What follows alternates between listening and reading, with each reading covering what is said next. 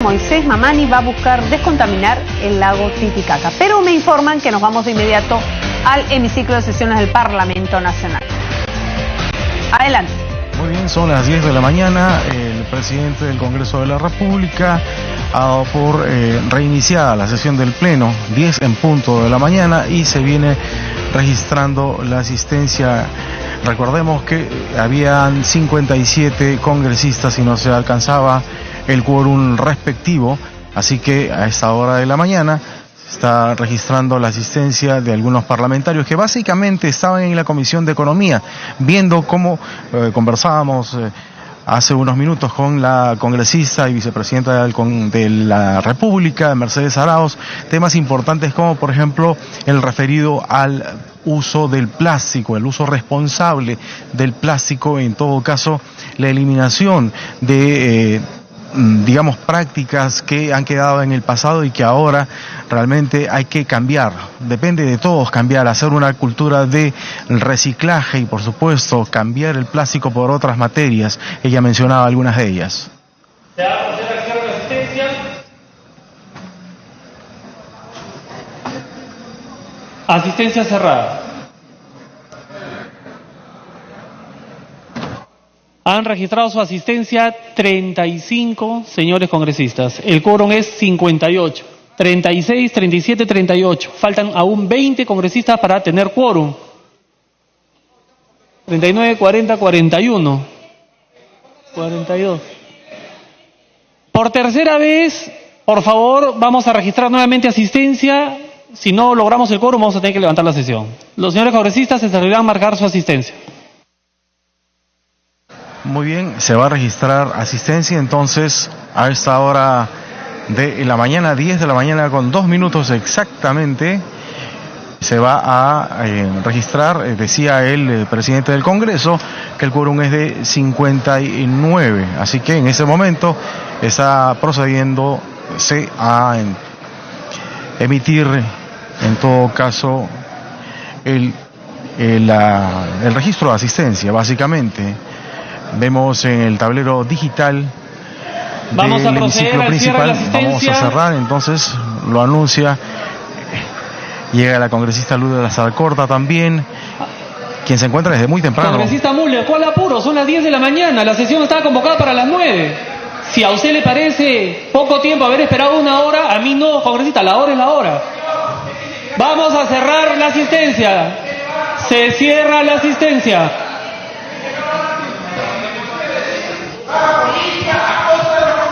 Con 59 congresistas presentes se inicia la sesión.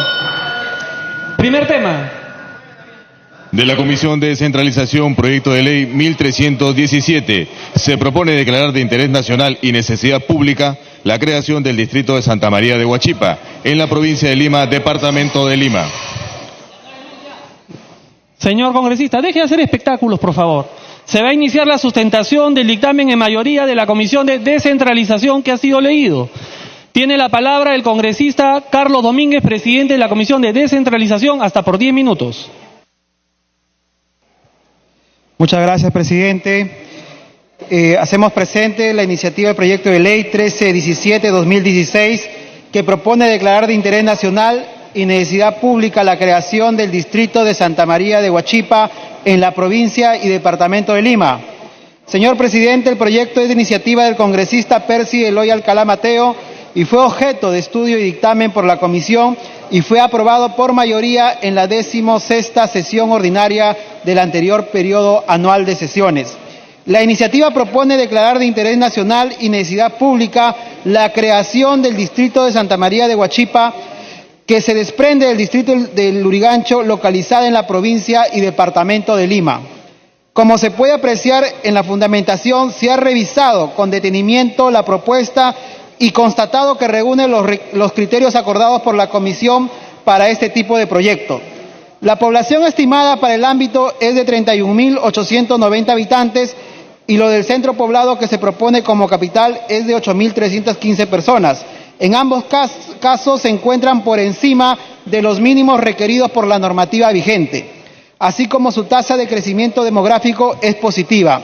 Santa María de Huachipa cuenta con una municipalidad de centros poblados de gran actividad e infraestructura y servicios públicos educativos, de salud y de seguridad.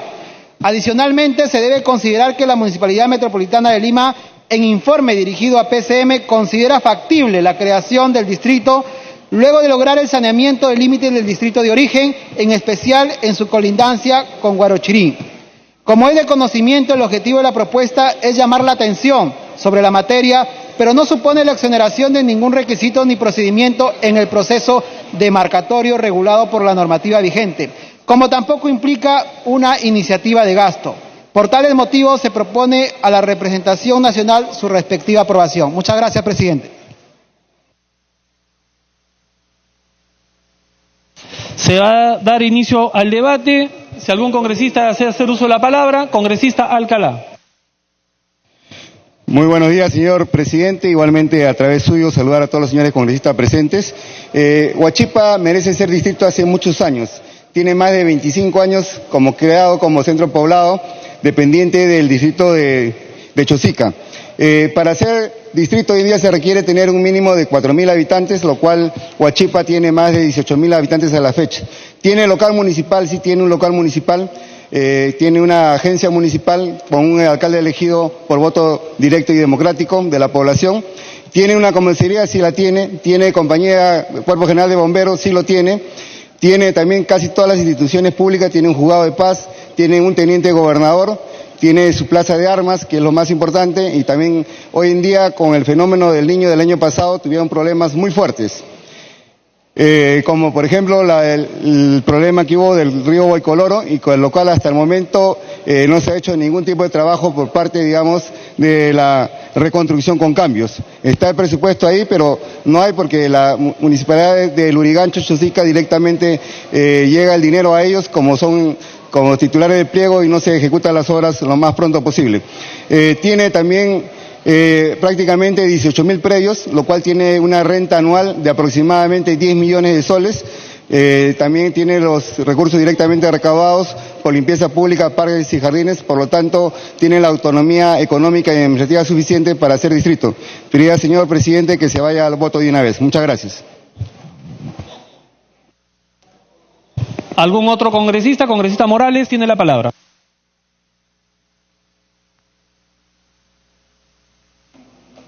Gracias, presidente.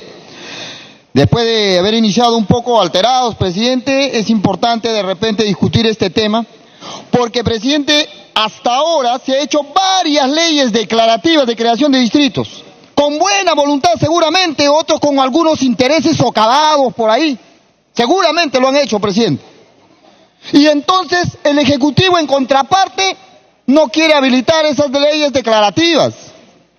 Se han hecho leyes declarativas para crear distritos de 1.200 electores o de 400 electores, presidente. Y se han hecho leyes declarativas para poblaciones mucho mayores, como el caso del distrito de Huaycán, presidente, que se ha exigido la creación de ese distrito y la población sigue haciendo su trámite, haciendo cola ante la PCM, que no asume su responsabilidad. Entonces, presidente, pregunto yo, ¿hacia dónde estamos yendo con leyes declarativas? ¿Queremos presentarnos frente a la población que queremos solucionar populistamente algo? ¿Eso es? ¿Esa es la intención? ¿O tenemos que asumir la responsabilidad, presidente, de que la creación de los distritos incluye además el tema presupuestal? Es así. Y entonces algunos van favorablemente, todos lo necesitan. Poblaciones de más de 150.000 habitantes, como el caso de Huaycán, no puede ser creado hasta este momento, a pesar que este Congreso lo ha aprobado. Entonces, presidente, a través suyo, hacemos un llamado al Ejecutivo y a los parlamentarios, presidente, a asumir una responsabilidad política para estos temas. Entonces, y al Ejecutivo, presidente, porque el distrito de Huaycán tiene que ser creado porque es una necesidad. Poblaciones que superan los 150.000 habitantes, poblaciones que están en todo su derecho de ser creados. Sin embargo, hay otros casos que se sigue acumulando estas leyes declarativas. Por eso, presidente, creemos que es meritorio discutir a profundidad estas leyes declarativas, porque se dan o porque quiere darlo alguien. Y entonces estamos perdiendo un valioso tiempo porque tenemos que discutir en este momento la corrupción del país, presidente. Tenemos que discutir aquí cuáles son las relaciones que ha tenido a nivel nacional partidos políticos relacionados definitivamente a actos de corrupción en el país. Ese es el debate que queremos, que el día de ayer en Junta de Portavoces decidieron pasarlo para el día lunes. Muy bien, pues, esperaremos el día lunes, presidente. Muchas gracias. Gracias, congresista Morales. ¿Algún congresista más desea hacer uso de la palabra? Habiendo concluido el rol de oradores, tiene la palabra el congresista Domínguez, presidente de la Comisión de Descentralización. Presidente, solamente para responderle al congresista Morales. Nosotros creemos que estas iniciativas sí son importantes, porque existe el clamor del pueblo. Y si nunca van a ser atendidos, esa es una llamada de atención. Y el Congreso lo hace de la mejor manera. Así que los declarativos, de cierta manera, es una partida de nacimiento para que de cierta manera PSM pueda tener la iniciativa de al menos seguir los expedientes que siguen descansando en los sueños justos. Así que pido a la representación nacional podamos apoyar esta importante iniciativa. Muchas gracias. Gracias, congresista Domínguez. Finalizado el debate, los señores congresistas se servirán marcar su asistencia para proceder a votar. Muy bien, se va a proceder entonces a registrar asistencia referido al proyecto de ley 1317 que declara de interés nacional y necesidad pública la creación del distrito Santa María de Huachipa en la provincia de Lima, departamento de Lima. Es una iniciativa del Grupo Parlamentario Fuerza Popular de la Comisión de Descentralización, dictamen en mayoría con una fórmula sustitutoria publicada en el portal del Congreso el 31 de mayo del presente año. El Consejo Directivo en sesión del 21 de agosto del 2018 tomó conocimiento del dictamen y lo incluyó en el orden del día. La Junta de Portavoces, con fecha 11 de octubre de 2018, acordó la ampliación de la agenda. Han hecho uso de la palabra el congresista Humberto Morales y el congresista Carlos Domínguez, luego de lo cual se viene registrando la respectiva asistencia. ¿Se va a proceder al cierre de la asistencia? Proceder de inmediato también a emitir el voto respectivo. Asistencia cerrada. Han registrado su asistencia 74 señores congresistas al voto. Muy bien, entonces estamos en votación, en una transmisión en vivo y en directo de Congreso Televisión a esta hora de la mañana. Son las 10:14. Entonces, referido al proyecto 1317 que declara de interés nacional y necesidad pública la creación del distrito de Santa María de Huachipa en la provincia de Lima, departamento de Lima. Hacía mención el congresista Morales que también se debe tener en cuenta el tema referido al distrito de Huaycán, distritos con más de 150.000 habitantes que merecen la atención del Ejecutivo, porque hasta el momento vienen haciendo sus trámites ante la presidencia del Consejo de Ministros, aseguraba el congresista de Frente Amplio. Entonces, en ese sentido, es importante tener en cuenta que poblaciones grandes, extensas, mayores a 150.000 pobladores merecen atención y, por supuesto, de alguna manera tener jurisdicción propia. En ese sentido, es que se está votando en ese momento el proyecto de ley 1317 que declara de interés nacional y necesidad pública la creación del distrito de Santa María de Huachipa. Votación cerrada. Han votado a favor 53 señores congresistas, 0 en contra, 18 abstenciones. Ha sido aprobado. ¿Más? ¿Alguien? Melgarejo, verde. Dipas, verde. Echevarría, ámbar. Choquehuanca, verde. Arce, ámbar. 56 votos a favor. Eresi, ámbar. 56 votos a favor, 0 en contra, 21 abstenciones. Ha sido aprobado en primera votación el texto sustitutorio de la Comisión de Descentralización. Siguiente tema. De las Comisiones de Vivienda y Descentralización, proyecto de ley 1112. Se propone establecer medidas e instrumentos para la generación de suelo con fines de vivienda de interés social, destinado a la reubicación o reasentamiento de la población afectada por desastres naturales. Se va a iniciar la sustentación del dictamen por unanimidad de la Comisión de Vivienda que ha sido leído. Al respecto, la Comisión de Descentralización ha presentado un dictamen de inhibición aprobado en mayoría. Por lo tanto, tiene la palabra el congresista Ochoa Peso, presidente de la Comisión de Vivienda, hasta por 10 minutos.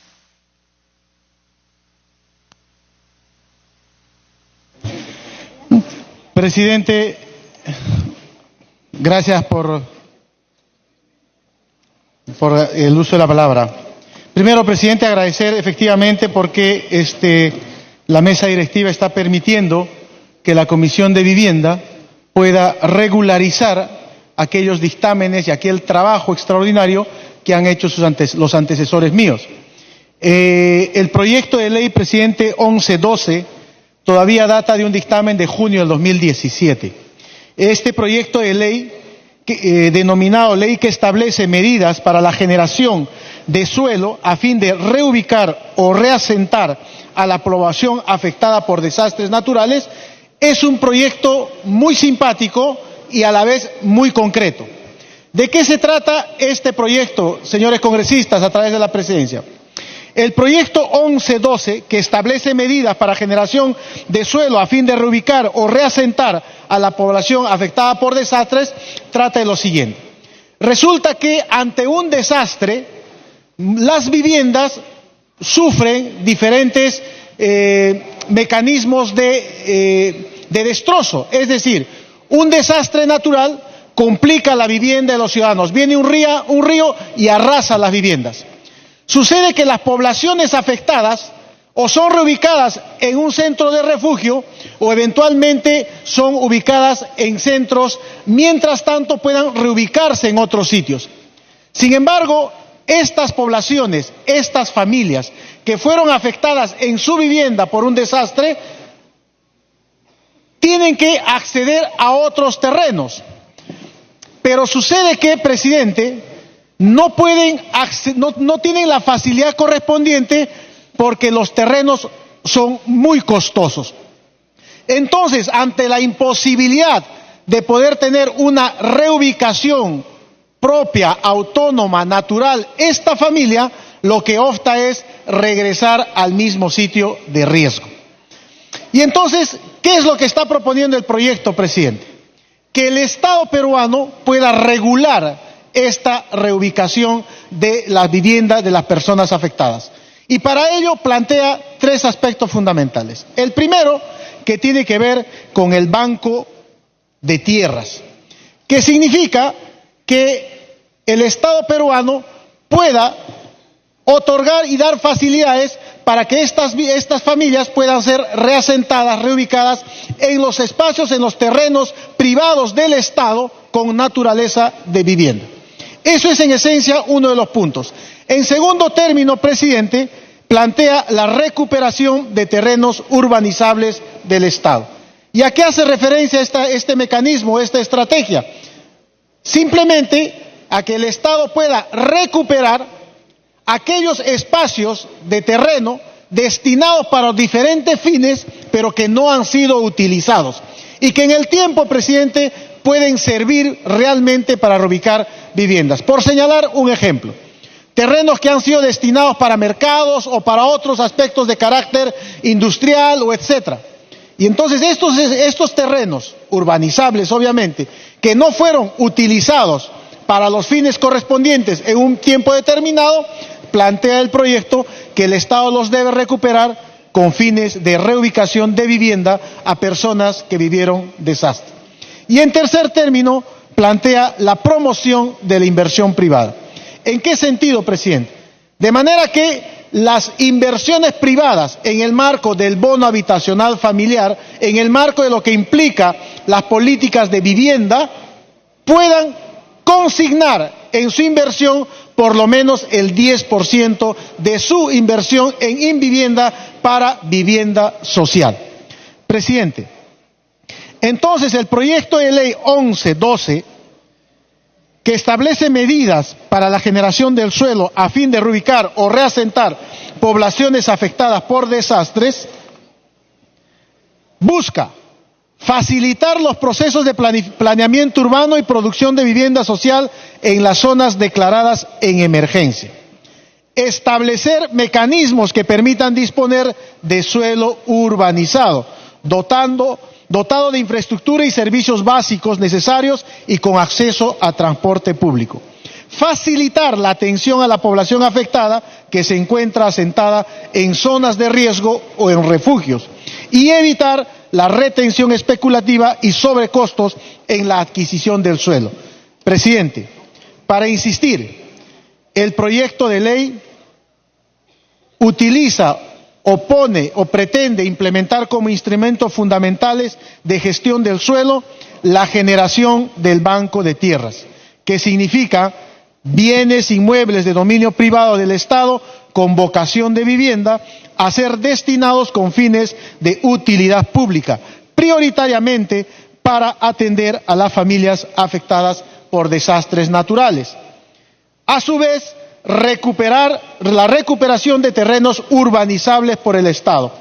El Estado revierte a su favor los predios destinados a una finalidad pública que no han sido desarrollados por la entidad competente en el plazo establecido para su ejecución. Y finalmente, presidente, la promoción de inversión privada en la dotación de unidades de vivienda en proyectos edificatorios multifamiliares para la atención a familias afectadas por desastres, que significa que la empresa de inversión privada reserve de un porcentaje no menor de 10% del total de unidades de inmobiliarias a vender. Esta es en esencia, presidente, la naturaleza de este proyecto de ley que permitiría en realidad al Estado peruano encontrar el mecanismo para evitar poner reiteradamente en riesgo a las familias que son afectadas en situación de desastre. Presidente, a través suyo a los colegas congresistas, es una alternativa que nos permitiría, ¿no es cierto?, una verdadera introducción de reconstrucción con cambio, porque estaríamos garantizando que las familias en situación de desastre no retornen al riesgo inminente en el futuro. Por ello, presidente, a través suyo invoco a los colegas congresistas que puedan aportar o contribuir a esta iniciativa y eventualmente, presidente, generar el voto por unanimidad para que el Ejecutivo empiece a implementar la propuesta. Muchas gracias, presidente. Gracias, congresista Ochoa. Tiene la palabra la congresista Marisa Glave como autora del proyecto por 5 minutos. Muchas gracias, presidente. Quisiera pedirle autorización para unas diapositivas. Autorizadas las diapositivas.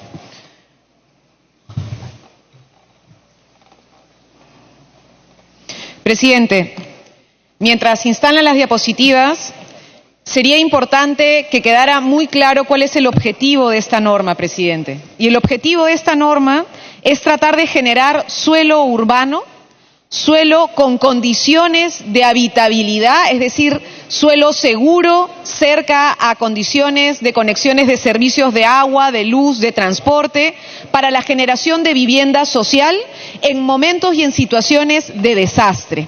¿Por qué lo hemos enfatizado así, presidente? La presidenta de la Comisión de Seguimiento al Proceso de Reconstrucción con Cambios y los colegas que han acompañado a esa comisión ha señalado con mucha claridad, y tiene razón, que hay muchos problemas para la entrega de vivienda final a muchos de los damnificados del Niño Costero. ¿Qué ha ocurrido, colegas? Hay el desastre, desbordan los ríos, se activan las quebradas, no solamente ha ocurrido en el norte del país, la congresista Scheffer, el congresista Nando Ceballos nos han venido contando todo el problema que hay en zonas como Curamori, por ejemplo, y otras áreas que han tenido un nivel de impacto muy grande por problemas de vivienda, la congresista Marisol Espinosa también, y cómo la población ha tenido 3 estrategias, presidente. Intentar asentarse en un territorio nuevo, y resulta que no han tenido el suelo hábil, es decir, la propiedad del suelo no se les ha podido adjudicar de manera rápida. Como no ha podido solucionarse de esa manera en varios lugares, la gente, presidente, tiene 3 caminos. Uno, volver a la zona de desastre. Es decir, intentar reforzar o mejorar su pequeña vivienda donde ya ocurrió el desastre para ver si con ese reforzamiento la próxima vez no les va a pasar lo mismo.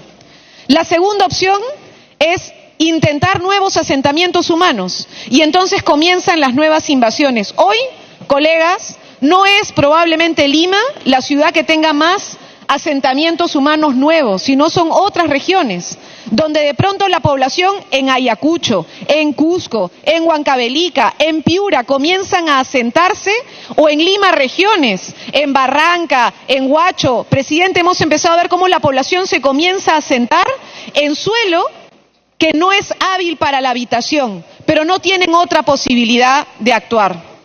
Entonces, presidente, ¿qué mecanismos se están planteando? 3 mecanismos. Uno es la recuperación de terrenos de engorde. Si se puede pasar a las imágenes rápidamente.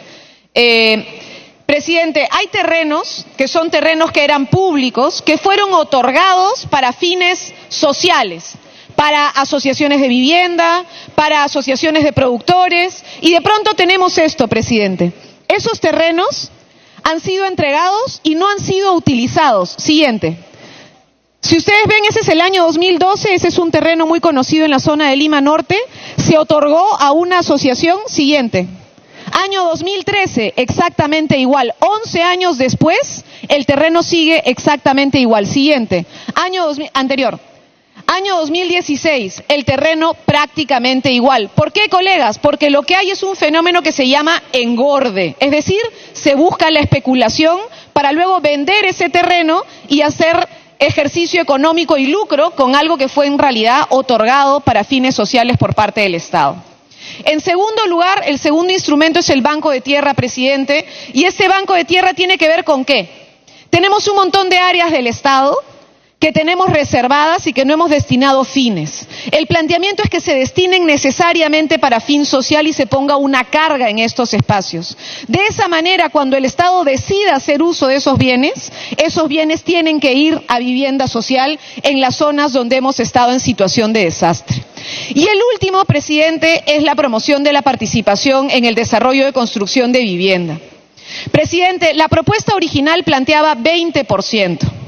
A mí me gustaría que el Pleno volviera a plantear la posibilidad de que sea 20%, como ocurre en ciudades, presidente, como Bogotá.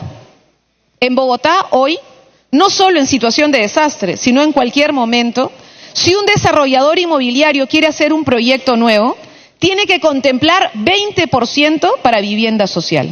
Es decir, si yo soy un constructor y tengo que hacer 100 unidades de vivienda durante ese año, en Bogotá, el 20%, es decir, 20 de esas 100, tienen que estar hechas pensando en vivienda social. Es decir, tiempo adicional. Es decir, presidente, que calcen con el bono habitacional de subsidio que tiene el Estado. Esa obligación que tiene Bogotá, que tiene Medellín, que tienen un conjunto de ciudades y de países en América Latina y en otros lugares, no la tenemos en el Perú. La Comisión planteó que no fuera 20%, que fuera solo 10%, y en aras de ir avanzando en este mecanismo, aceptamos y planteamos que por lo menos en un inicio fuera 10%. El proyecto planteaba que fuera en el mismo lugar donde se desarrolla, pero algunos colegas, el colega Castro, por ejemplo, planteaba que pudiéramos dar libertad al desarrollador para que pudiera hacerlo en otra localidad, pero que tuviera el compromiso de desarrollar ese 10% de vivienda social. ¿Por qué es importante, colegas? Porque el mercado genera casas para clase media, no genera casa para sectores populares. Los sectores populares terminan buscando con urgencia sus propios mecanismos de autoconstrucción. Peor en momentos de situación de crisis. Entonces, este proyecto lo que busca es, cuando hay terremotos, cuando hay fenómenos como el Niño Costero, cuando tenemos Para que concluya, por favor. Cuando tenemos problemas que escapan a la posibilidad de planificación, haya mecanismos a través de los cuales el Estado ordene la planificación y la ocupación del suelo. Quedamos en la comisión con varios colegas, el congresista Bruce y otros congresistas de la comisión en ese momento de vivienda, que planteamos la necesidad de incluir también un cuarto instrumento, que es el aporte de suelo. Eso no lo hemos aprobado, sinceramente. Yo esperaría que se pueda aprobar en algún momento en la Comisión de Vivienda, porque hoy el aporte de los privados Para que concluya, por favor. Para terminar, presidente, pero eso ya será parte de la discusión de la Ley de Uso y Gestión de Suelo que está en debate en la Comisión de Vivienda. Hoy solamente se plantea recuperar terrenos que están en especulación, generar banco de tierras, presidente, y plantear una cuota social mínima de compromiso de los desarrolladores inmobiliarios de un 10% de construcción de vivienda social, que no llega ni siquiera a la mitad de lo que en otros países es planteado de manera obligatoria. Gracias, presidente. Gracias, congresista Glave. Tiene la palabra la congresista Salgado.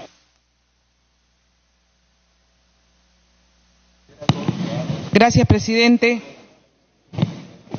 Yo he podido constatar, y casualmente también en visitas con la congresista Glave, los graves problemas que se han suscitado por estos desastres naturales y cómo los más vulnerables son los que siempre sufren las peores consecuencias. En principio, el proyecto me parece muy bien, pero, señor, hay un programa de generación de suelo urbano que existe desde el 2012. Lo que estamos viendo aquí es que con esto podríamos crear una superposición de funciones. Sí, luego le voy a dar la interrupción. A ver, si evitamos la superposición de funciones, porque lo que creamos es un Estado sobre otro Estado, cuando lo que estamos viendo aquí es que no hay eficiencia, ni siquiera en el gasto. ¿Cómo es posible que de los 25.000 millones que hay para reconstrucción con cambios, por propio dicho del señor Villanueva, no se haya gastado ni siquiera el 18%? Entonces, no es cuestión de dinero, no es cuestión de leyes, porque ya existe un banco de tierras que el Estado sabe dónde están estas tierras para poder hacer reubicación o para poder coordinar con las municipalidades o con los gobiernos regionales, tanto gore municipal, tantas reuniones del Ejecutivo con los gobiernos regionales, y no hay una coordinación para establecer que casualmente este banco de tierras que lo tiene el Estado pueda ser distribuido con los recursos que ya también tiene el Estado. Yo quiero aquí hacer muy presente, señor, que concuerdo en que estas poblaciones vulnerables que están en zonas no mitigables tienen que tener prioridad. Pero también tenemos que ser responsables. Si no hay prioridad, si no hay eficiencia, si tienes recursos, no se trata tampoco de que estemos recargando solamente a un sector, porque puede crear, peor, no crear incentivos para la construcción de viviendas sociales. Yo tengo acá que hay informe negativo de la Cámara Peruana de la Construcción, y ojo, no pertenezco a ninguna de estas empresas y más bien las estoy atacando. Y la decana del Colegio de Arquitectos, atacando digo en el mejor sentido, porque no han cumplido con su deber de fiscalizar todas las construcciones que están paralizadas, porque el Colegio de Arquitectos, todas estas instituciones han tenido que estar donde se ha producido el mayor robo a nuestro Estado. Y no hay informe del Ministerio de Vivienda, que lo deberían ver los congresistas oficialistas, a ver si ahí me escuchan los coordinadores de los oficialistas. Este es un tema que tendría que tener informe de vivienda, otra vez la no coordinación, el informe de la Superintendencia de Bienes Estatales, tampoco hay. Y entonces lo que yo tengo preocupación, ahorita te doy la interrupción. Primero, este banco de tierras, ¿se ha visto? ¿Está? ¿No está? ¿No tenemos? Listo. Luego, ¿existe o no existe duplicidad en funciones? Porque lo que no queremos es crear más burocracia, más gente que esté allí y menos viviendas. Porque ya de estudios y de expertos nos cansamos mientras no se construye la vivienda. Señor presidente, me pido interrupción con todo gusto a la autora del proyecto. Tiene la interrupción, congresista Glave. Gracias, presidente. Sobre la preocupación de la Cámara de la Construcción, que evidentemente tiene un interés económico, ¿no es cierto? No sé si necesariamente social, era sobre el tema del aporte en suelo. El proyecto tenía 4 instrumentos. El cuarto instrumento era Cuando se hace una habilitación urbana, el habilitador tiene que dejar un aporte para pistas, veredas, parque, educación y salud. Lo que se planteaba es que además dejara un aporte en suelo para vivienda social. Ese cuarto instrumento, que fue observado por distintas entidades, lo recogieron varios colegas de la comisión y se retiró. Esa observación se retiró porque era la observación del Colegio de Arquitectos y de la Cámara de la Construcción. Es el cuarto instrumento que fue retirado. Sobre el 10% de desarrollo prioritario, que fue lo que aceptó el equipo de la Cámara y que aceptó sobre todo el Colegio de Arquitectos, es porque es un instrumento que se está utilizando en distintos lugares donde incluso se obliga a una construcción de 20%. Entonces, hay otros mercados, que son mercados muy similares al peruano, que tienen un desarrollo obligatorio de 20% de vivienda social. No se aceptó ese monto, se bajó a 10, lo entendimos porque nos parecía que era un mecanismo de prueba. Sobre el tema del banco de tierras, hoy formalmente no existe. Hoy lo que tenemos... La segunda interrupción. Gracias, congresista Salgado. Es un instrumento que hoy día la superintendencia tiene un mecanismo de control de las tierras del Estado, pero no se llama Banco de Tierra para Vivienda Social. Está simplemente en genérico. Y han transferido a los gobiernos locales. La SBN ha transferido terrenos a los gobiernos locales que están también sin haberse vuelto banco de tierras. El volverlo banco de tierras es permitir que la planificación nos diga ahí va a haber vivienda cuando el Estado decida revertirlo. Y el último punto, presidente, este proyecto lo que busca es precisamente generar más instrumentos a los que tiene el programa de generación de suelo, que no está funcionando, como ha dicho la congresista Salgado, y que su efectividad es muy baja. Esos instrumentos que ya el programa de generación de suelo urbano puede compartir. Eso fue una cosa que explicó el congresista Bruce también en la Comisión de Vivienda, y por eso es que se encarga la reglamentación de esta norma al Ministerio de Vivienda para que no haya duplicidad de funciones sino articulación. Muchas gracias, presidente. Gracias, congresista Salgado. Para que continúe, por favor.